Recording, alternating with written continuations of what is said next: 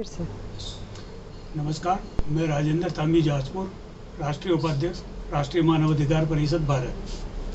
हम ऐसे संगठन से जुड़े हैं जो मानवाधिकारों के लिए, जागरण के लिए, मानवता के मूल्यों के लिए और अमानवीय कृत्यों, शोषण, अत्याचार, अन्याय के खिलाफ संघर्ष करता है, मुखर आवाज़ उठाता है। और ये एक सामाजिक, नैतिक और मानवीय जिम्मेदारी के तहत ये सारे एजेंडे हमारे चलते हैं। संगठन के उद्देश्यों के अनुरूप हमने कई राष्ट्रीय स्तर के, प्रदेश स्तर के मुद्दे जो मानवीयता को लेके और जिनको एक ज्वलन समस्याएं भी माने और वो एक समाधान के लिए भी मतलब जो है हमें एक एजेंडे को लेके हम चल रहे थे। इसी बीच में कई तरह की जन समस्याओं के साथ स्टूडेंट्स के, विद्यार्थियों के और बेरोजगारों के और भर्तियों के मामले भी हमारे सामने आए। 10 जनवरी 2021 की बात थी। शहीद स्मारक पर हम किसी और प्रकरण में धरने पर गए हुए थे। वहाँ देखा तो सैकड़ों बच्चे निराशा, अंतर्द्वंद में, अवसाद की स्थिति में वहाँ धरने पर बैठे थे।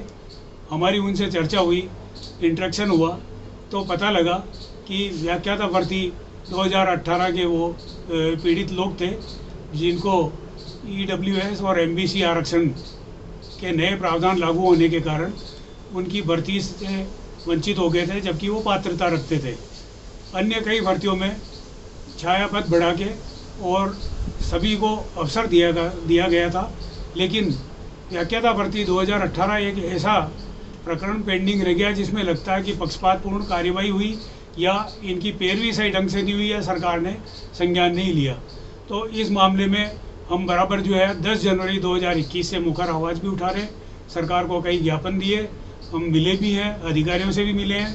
और इसके साथ ही फिर जो भर्तियों के मामलों में हम गहराई पे गए तो कोई 2004 से पेंडिंग मामले हैं, हज़ारों बच्चे पीड़ित है, कोई 1998 का मामला, कोई 2016 का।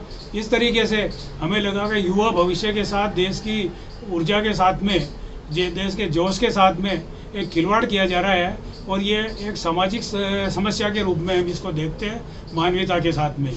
तो इसके अलावा जो व्याख्याता भर्ती के बाद हमारा प्रकरण जो ध्यान गया जिस प्रकरण में, वो था एक 2004 का, उसमें तृतीय श्रेणी शिक्षक भर्ती का मामला और संवैधानिक विधि सारे तरीकों से वो एक जेन्युइन मामला था।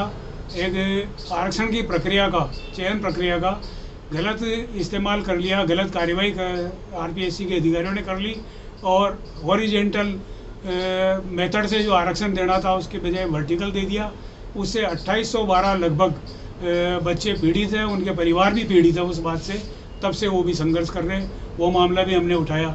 इसके साथ में एक प्रकरण आया है 1998 का, वो भी तृतीय श्रेणी शिक्षक भर्ती का मामला था और उसमें सुप्रीम कोर्ट के आदेशों की भी सरकारी एजेंसियों ने पालना नहीं की और कई मतलब जो है 108 करीब जनप्रतिनिधियों, विधायकों ने लिखा है इस मामले में।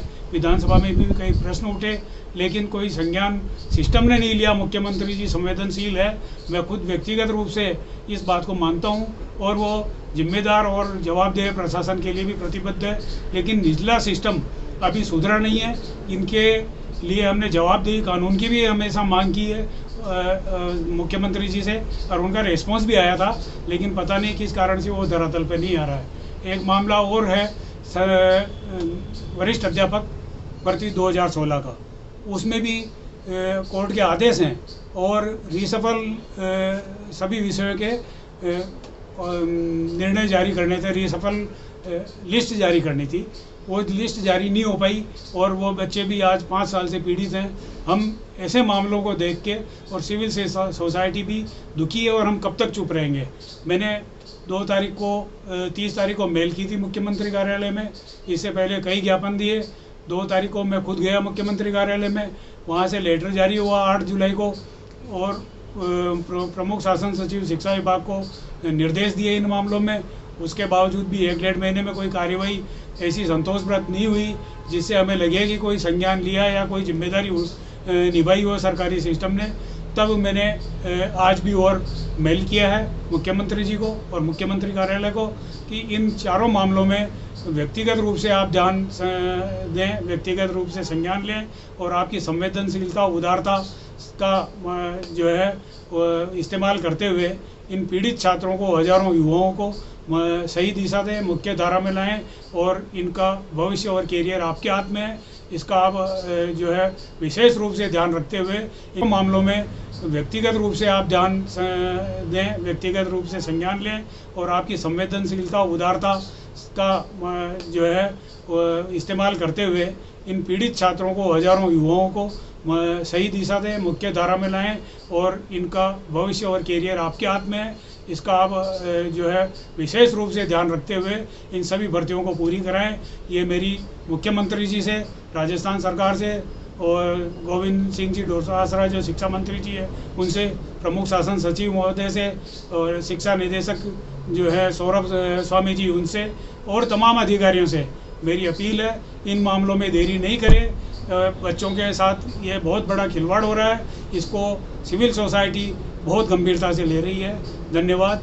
राजेंद्र तांबी, राष्ट्रीय उपाध्यक्ष, राष्ट्रीय मानवाधिकार परिषद, भारत।